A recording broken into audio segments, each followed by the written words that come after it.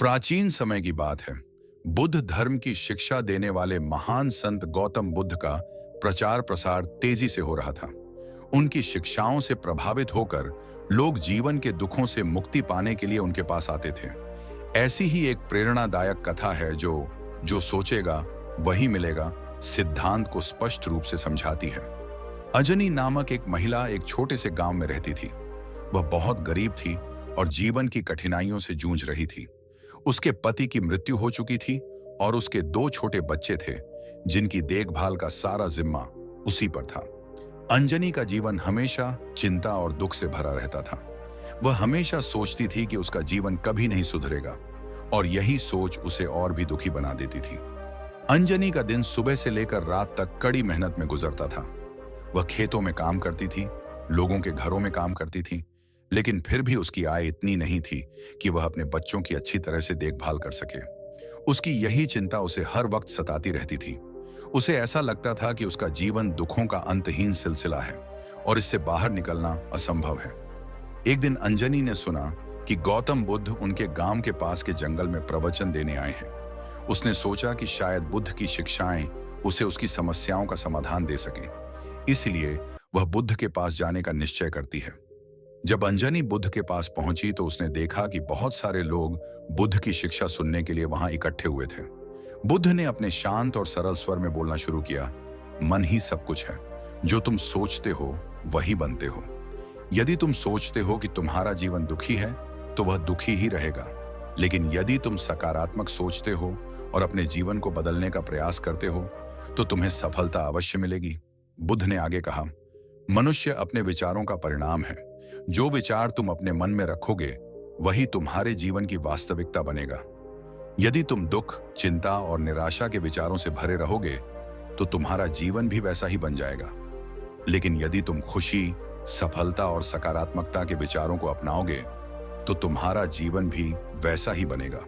अंजनी ने बुद्ध की बातें सुनी और उसने महसूस किया कि उसकी नकारात्मक सोच ही उसके दुख का मुख्य कारण है। उसने तय किया कि वह अपने विचारों को बदलेगी और अपने जीवन को सुधारने का प्रयास करेगी। अंजनी ने अपने विचारों को बदलने का संकल्प लिया। उसने नकारात्मक सोच को छोड़कर सकारात्मक सोचने का अभ्यास शुरू किया। उसने अपने दिन की शुरुआत सकारात्मक विचारों और ध्यान से करनी शुरू की। धीरे धीरे उसने महसूस किया कि उसकी चिंताएं कम हो रही हैं और उसके जीवन में खुशियां बढ़ रही हैं। अंजनी ने मेहनत करना शुरू किया और छोटे छोटे कामों से अपनी आय बढ़ाने लगी।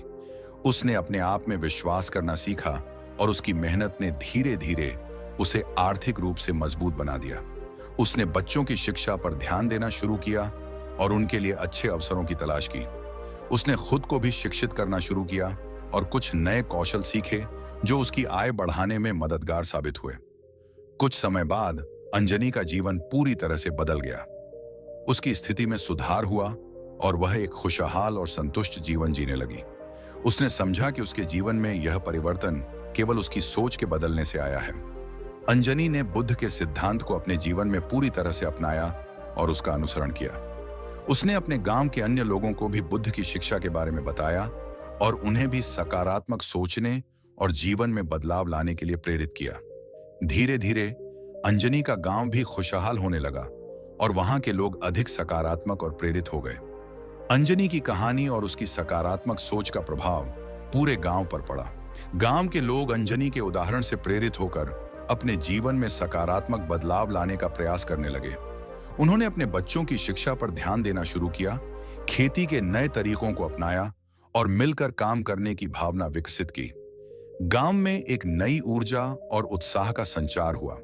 गांव के लोग नियमित रूप से मिलकर चर्चा करते और बुद्ध की शिक्षाओं को समझने का प्रयास करते।